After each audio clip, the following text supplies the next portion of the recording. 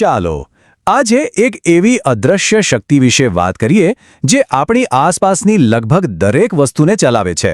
Smartphone હોય કે પછી ઇલેક્ટ્રિક ગાડીઓ, આ બધું જ વીજળી અને ચુંબકત્વના એક જાદુઈ જોડાણને કારણે શક્ય બન્યું છે. તો ચાલો આ રહસ્યમય દુનિયામાં એક ડૂબકી મારીએ.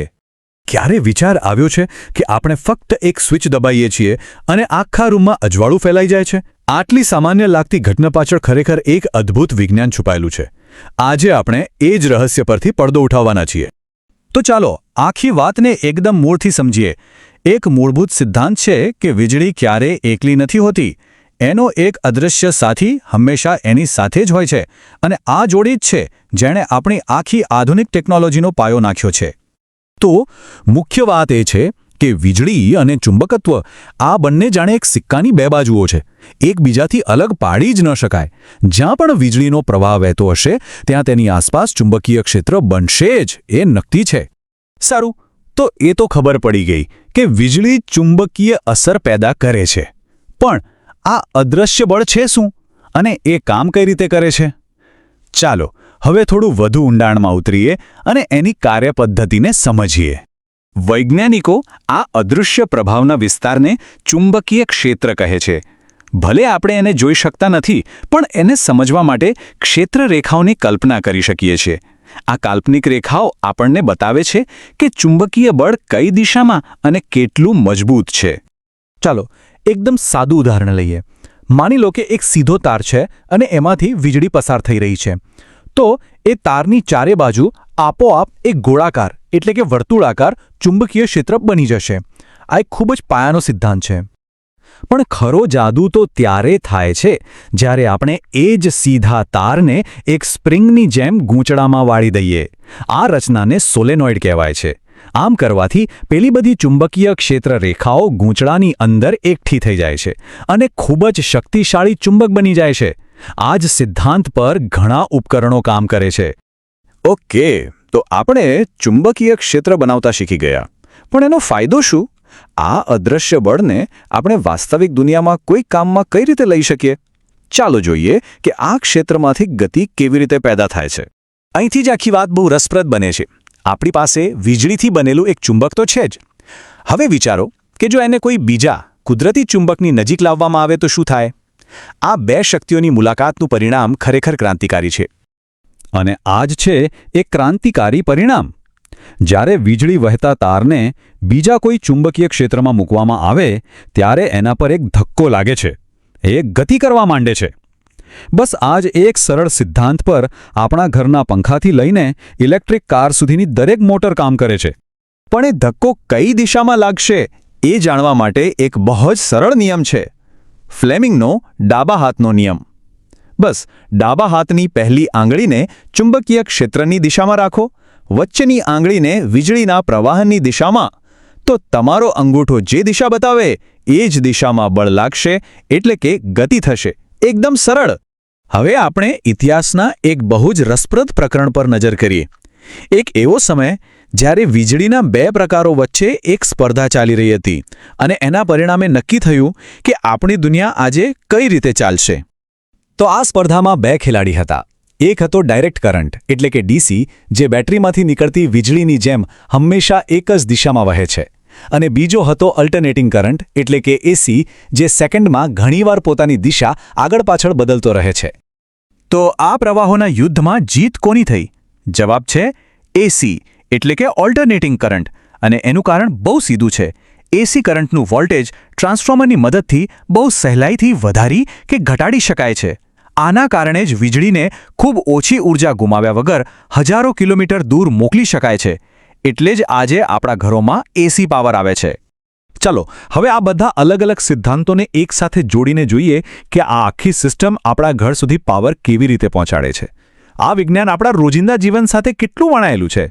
આપણે જ્યારે ઘરમાં કોઈ સ્વિચ ચાલુ કરીએ છીએ ત્યારે આપણે એક બહુ જ લાંબી અને જટિલ સિસ્ટમના છેલ્લા છેડા પર હોઈએ છીએ. પાવર પ્લાન્ટથી આપણા ઘર સુધીની આખી મુસાફરી એ ચુંબકીય ક્ષેત્રો, ગતિ અને એસી કરંટના સિદ્ધાંતોનું જ પરિણામ છે. આપણા ઘરમાં મુખ્યત્વે 3 પ્રકારના વાયર હોય છે.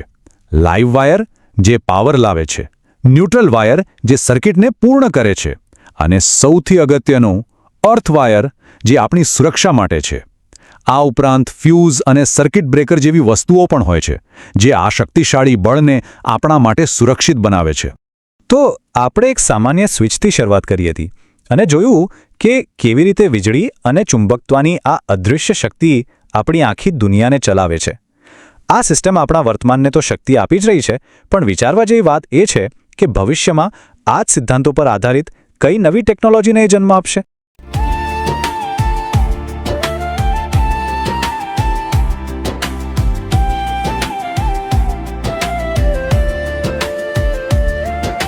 आज के समय में सिर्फ रिज्यूमे बनाना काफी नहीं है. जरूरी है कि लोग आपको समझें, आपकी स्किल्स को जानें और आपकी कहानी सुने. आज सोशल मीडिया पर जो दिखता है वही बिकता है. इसीलिए हम लाए हैं रिज्यूम एक्सप्लेनेशन वीडियो सर्विस, जहां आपका रिज्यूम ये प्रोफेशनल तरीके से ये आसान भाषा में समझाया जाता है. दिखो, इससे बनती है आपकी करियर रेपुटेशन और मजबूत होती है आपकी सोशल रेपुटेशन. जब आप अपना रिज्यूम वीडियो सोशल मीडिया पर शेयर करते हैं तो लोग आपको सिर्फ नाम से नहीं, आपकी काबिलियत से पहचानते हैं. क्योंकि आपकी पहचान मायने रखती है.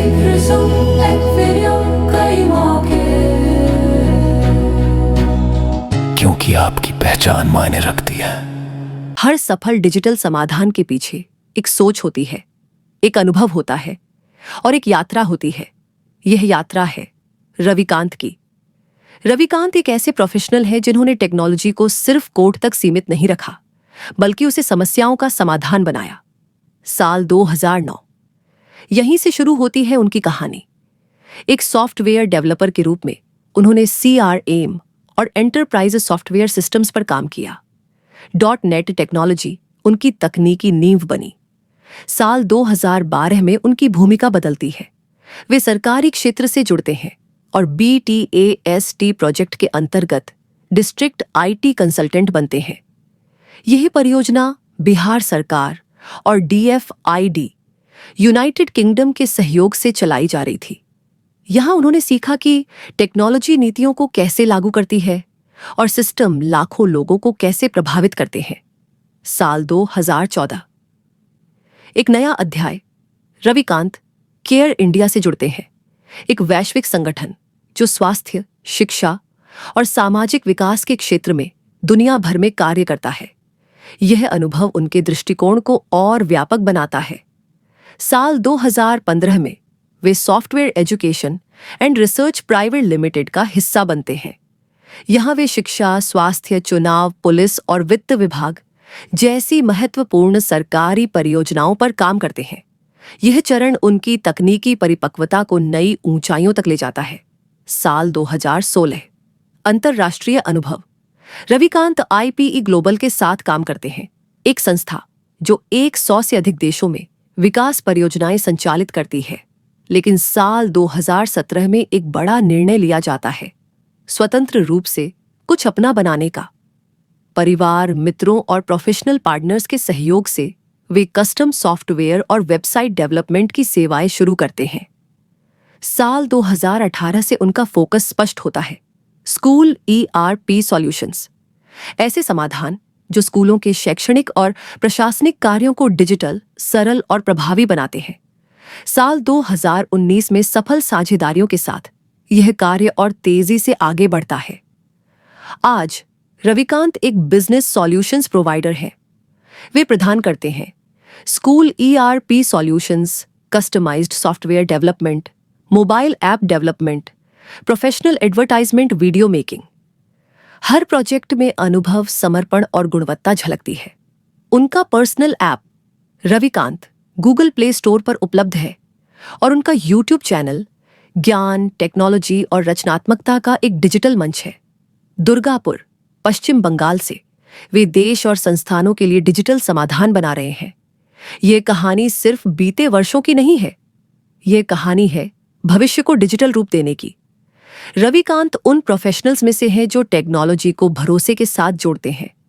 आज रविकांत उन नामों में से एक है जिन पर संस्थाएं भरोसा करती हैं, क्योंकि यहां सिर्फ सॉफ्टवेयर नहीं बनते, यहां समाधान तैयार होते हैं।